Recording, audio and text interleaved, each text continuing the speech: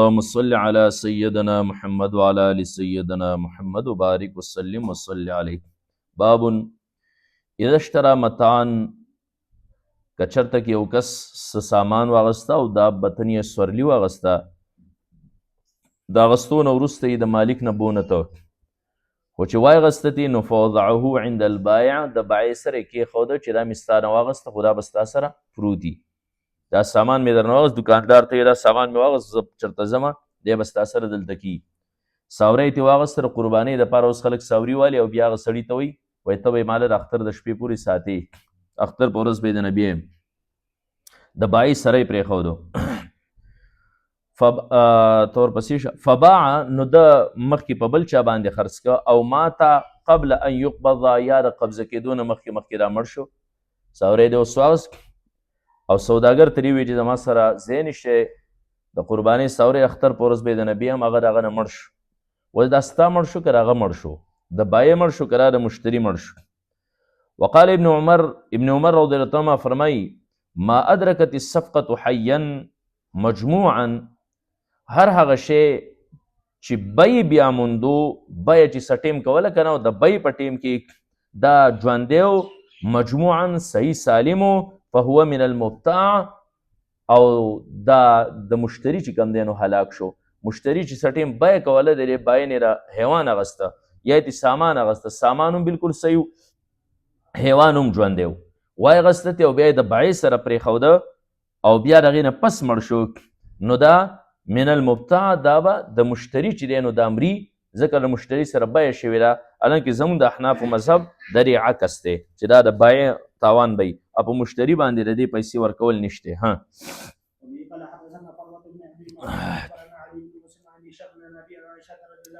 عائشه رضی الله عنها فرمایي قالت،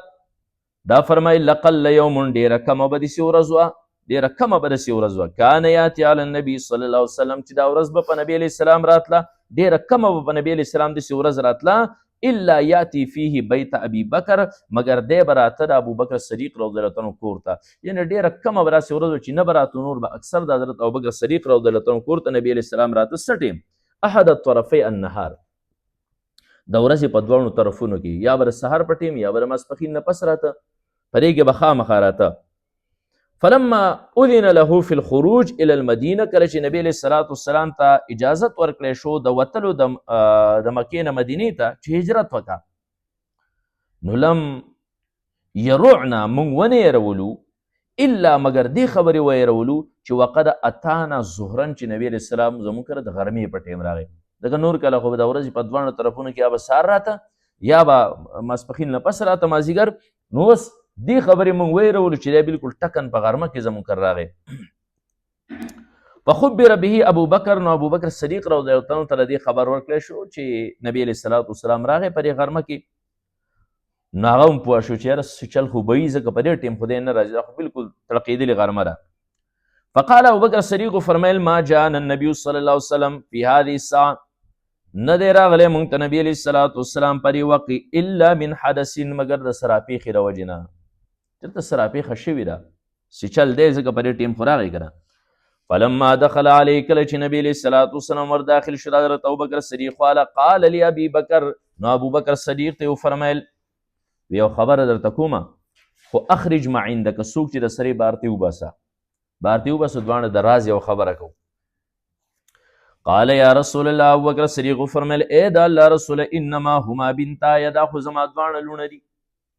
یو مې تا له په نکاح درکړی حضرت عایشه صدیقه، یو اسما رضی الله تعالی عنها، دا رازداري دي، زما لوڼه دي، دا د راز خبره نه وټ کوي، وایه یعنی عایشه و اسما، یعنی عایشه و اسما را. قال، نو نبی علیه السلام فرمیل چې صدیقه اشعرت،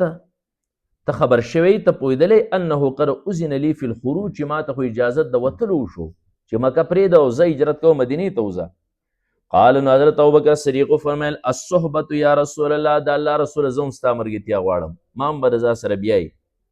قال، نبی علیه السلام فرمیل الصحبة، زه هم ستا ملګرتیا غواړم چې د ځان سره دې بوزم. قال، حضرت ابوبکر صدیق فرمیل یا رسول الله، ای د الله رسوله، ما تر مخکې نه پته و چې داسې به کېږي، نو ما ولې یو 2 اوښانې ساتلي دي، او ما ویلي چې زه به نبي علیه السلام ملګرتیا کوم، نو دا یو اوښه به د نبي علیه السلام، یو به زما، یو په دې به مونږ وځو. ان عندي ناقتين زما سره دوه اوښانې دي عادتهما للخروج چې دا ما تیاري کړي دي داسې د سفر د وتلو دپاره د هجرت دپاره فخذ احداهما نه یوه تې واخله فقال النبي صلی الله فرمیل چې قد اخذتها بالثمن زه اخلم خو په قیمت باندې بس په قیمت زما شوه نو ترجمة الباب سره کوم ځای ثابت شو دا ثابت شوی نبی علیه الصلاة والسلام تې واغسته اوښانې له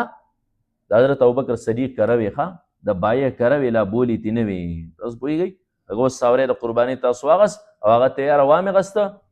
خو دا به صحیح د اختر د ورځې پوري نو دا د ده کره وې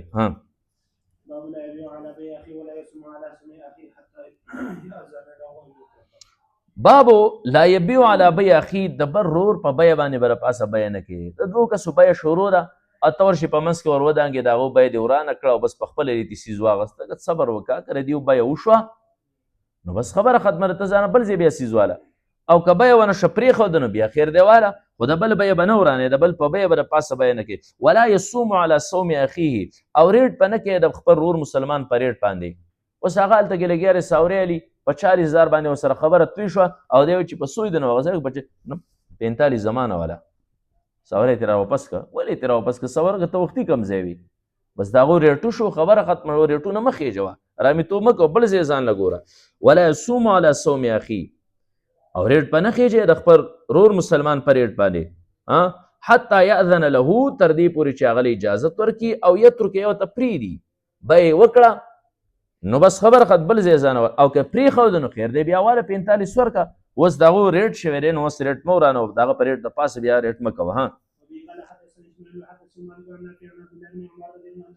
عبدالله ابن عمر رضی الله عنهما فرمایي ان رسول الله صلی الله علیه وسلم قال نبی علیه السلام فرمایل لا یبیع بعضکم علی بیع اخیه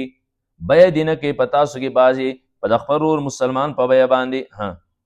وایه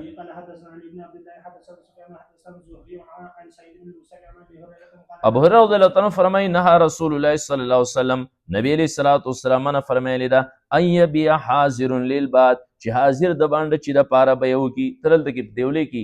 او منډهونه خبرې د ریټ نه خبرې او ستا یو بانډچي دی هغه د قلاګي نه قلاګول ځان ته بانډچي نو اشتیخ وکړي نه که نه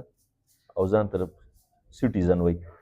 او د هغه ځای نه یو کس راغی او څه سبزي یا سیر اغوستې او ته ورته وایې چې اشنا صبر کوله خرڅویمه دې خو راوړه دلته زما سره پرتې زه به ریټ کله ګورم که نه کله چې دغه شي نو دی که خلکو ته حرج دی هغه راوړې په خپله مرضي چې هر څه خرڅوي ته قلار شه په آرام کښېنه نو بس بیه کول د حاضر د بادي لپاره ولا تناجشو تناجش هم مه کوئ ښه تناجش دې ته ویلی شي چې دلته کې تا میلې ته سوری بوته یو طالب او بل طالب دې لمسولی دی ته به راشئ که نه او چې کله یې را خلک راغونډ شي نو ته به یې چې هلکه په 50 زما شه ساوری یې 10 ډونۍ خلک وایي چې هلکه دغه نو که بل یې دنه په یو 50 وانلي خو دا 50 خو در خامخا درکوي که نه هلکه 50 پې راغلي نو ته یې هغه 50 پې رالې نو هسې پالتو دې ریټ هغه سیوا که ښه نو نبي علیه الصلاة والسلام فرمایي داسې به نه او اخلي نه بل طالب خو را خو تا ورته ویلي دي دا دلته کې قصابیانو یې کالا کلي کې یا به لنګړ میلې ته راله یو پلار یو زوی نو هغه یو بل ته به داسې لګیا و زوی به یې راغی حاجي صاحب ساوری په سورې هغه ویې وراره خورای په دې باندې دی مړه سپینګیري مازغري خراب دي هغه ویل نه مړه تېر هغه دا غونته کې تناجش پی کوو ریټ پې خېجو نو داسې د دې نه منه راغلی ده ورپسې شه ولا یبیع الرجل علی بیع اخیه او یو سړی دی د خپل ورور مسلمان په بیه باندې د پاسه بیه نه کوي چې د بل بیه شروع ده ته مه ورځه که راغو بیه ونه شوه بس بیا یې واله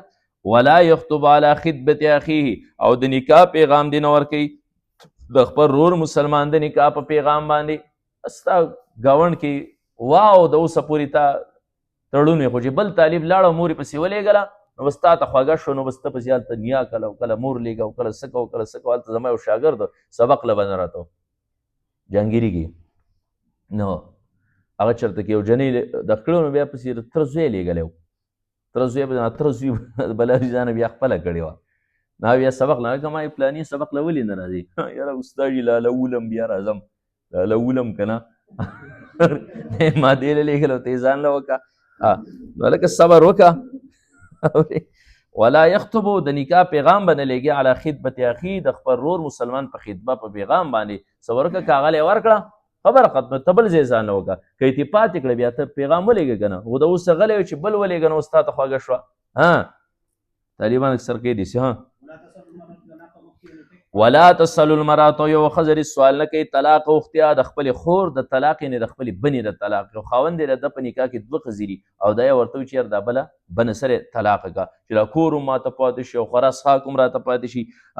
لتکفأ ما فی انائها چې راواړئ دا ځان ته هغه څه چې د هغې په لوښي کې دي یعنې د هغې چې کومه برخه ده خوراک دی وغیره دا هم ځان ته راواړئ او کور ځان ته خپل کړي او دا بله بند پې طلاق کېدي چې به نه کړي